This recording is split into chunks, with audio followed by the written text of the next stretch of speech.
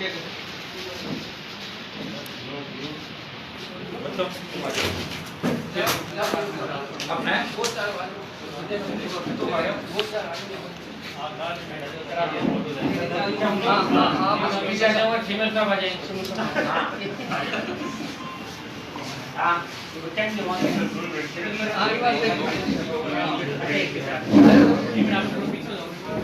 मेरे पास आएगा ना उसकी फोटो आ जाएगी।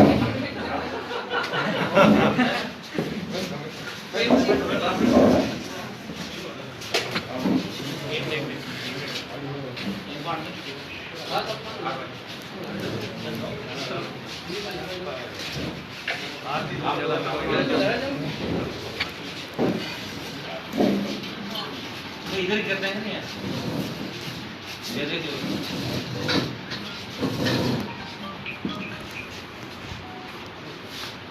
जानकारी आप दे देना, मैं दे दूंगा। ठीक है,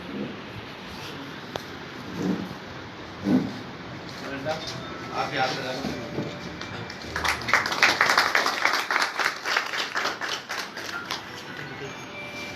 थोड़ा देश के बारे में बता दो। आप ये आप कंपनी से basically ventilator portable ventilator, portable ventilator है। बैटरी बैकअप के साथ में इसका अंदर बैटरी बैकअप 6 घंटे का। रिमोट एरिया में जनरली इलेक्ट्रिसिटी की प्रॉब्लम है। उसके अलावा very easy to operate, trolley movement है। आपका सीओपीडी का पेशेंट है, आईएलडी का पेशेंट है, या मेजरली यहाँ पर आपके स्नेक बाइट वगैरह के केसेस बहुत रहते हैं। तो उस केस में कंडीशन में, या कोविड केस में, अभी कोरोना चल रहा है, उसके अंदर हमको सबसे ज़्यादा ऑक्सीजन देने की जरूरत पड़ती है, या हमें प्रेशर के साथ में एयर को लंग्स तक पहुँचाना होता है, ताकि हमको ये वेंटिलेटर है, एज ए वेंटिलेटर। इसको आप मतलब एम्बुलेंस में भी ले जा सकते हो? हाँ सर, कहीं भी ले जा सकते हैं। ईजी टू ऑपरेट है सर। यूएसएफडीए प्रोडक्ट है, ईजी ऑपरेटेड है। गारंटी क्या है? 3 years का वारंटी। 3 years में खराब हो तो क्या नहीं होगा?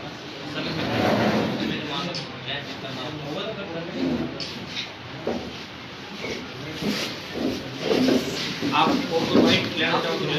तो शेयर कर रहे हो ये तरह वाले देना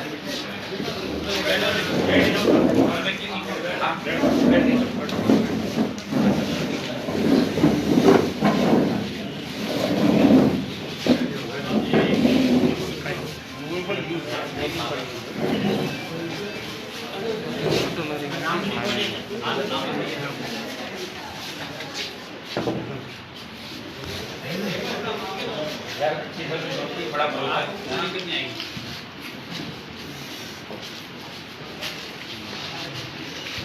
ये अपन ने जमल साहब सेंसन तो मेरे सीमर का आप इधर मैं समझ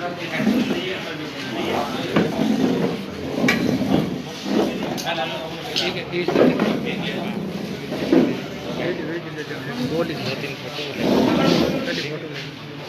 ये अपन ने स्वीकृति तो मार्च में निकाल दीजिए, 25-26 मार्च को है ना, लेकिन ठीक है टाइम पे ही है।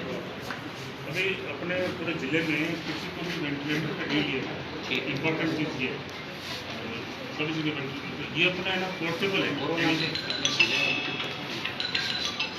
से 7 मरीज आए ठीक है।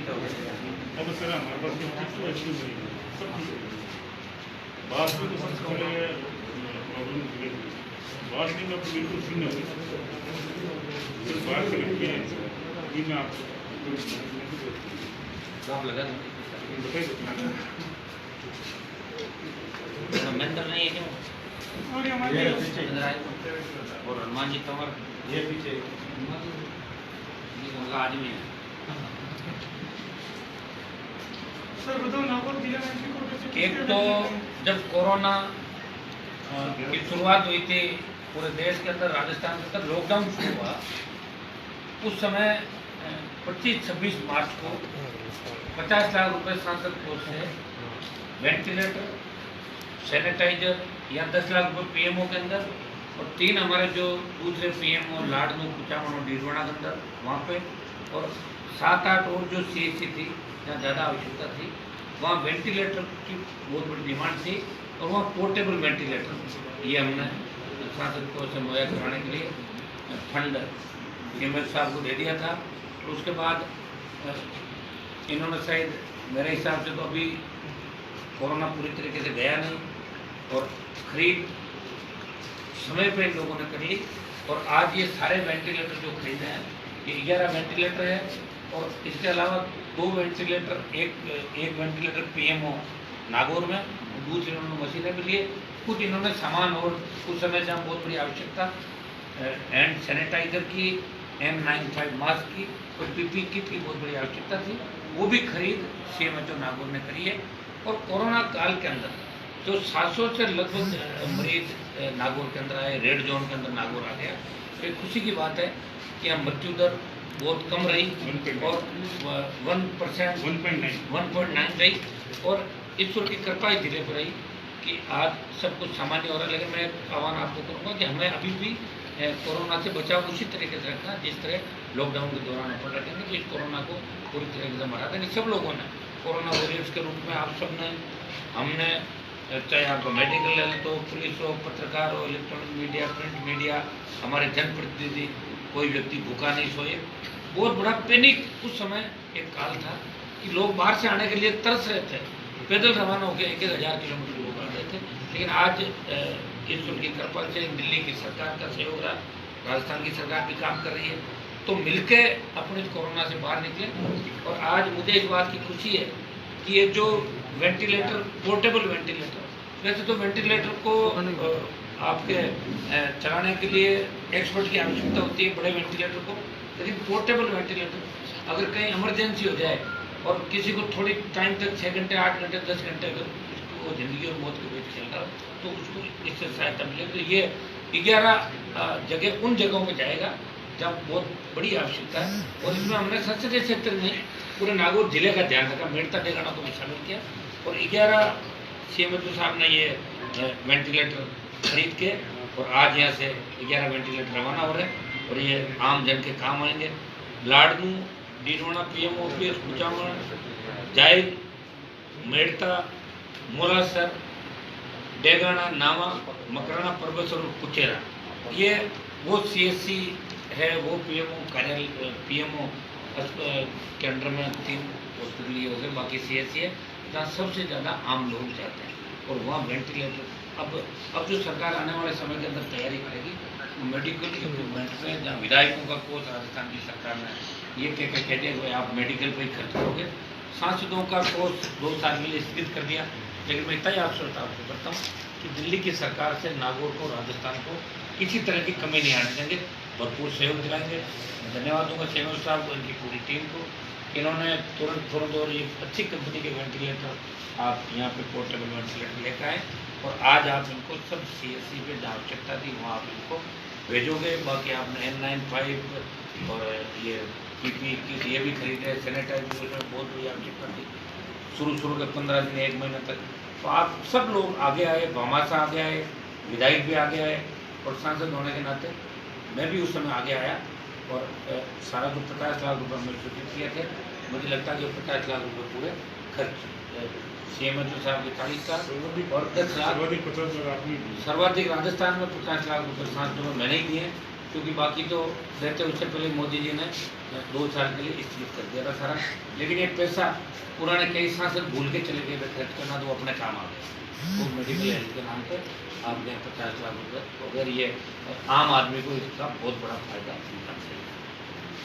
कुछ आप एक सर, मोदी सरकार का गठन हो रहा है दोबारा से गठन, तो क्या RLP BJP में जाएगी? देखिए, मंत्री बनाना कि नहीं बनाना ये प्रधानमंत्री जी का विशेष अधिकार है। RLP का भारतीय जनता पार्टी में विलय नहीं होता।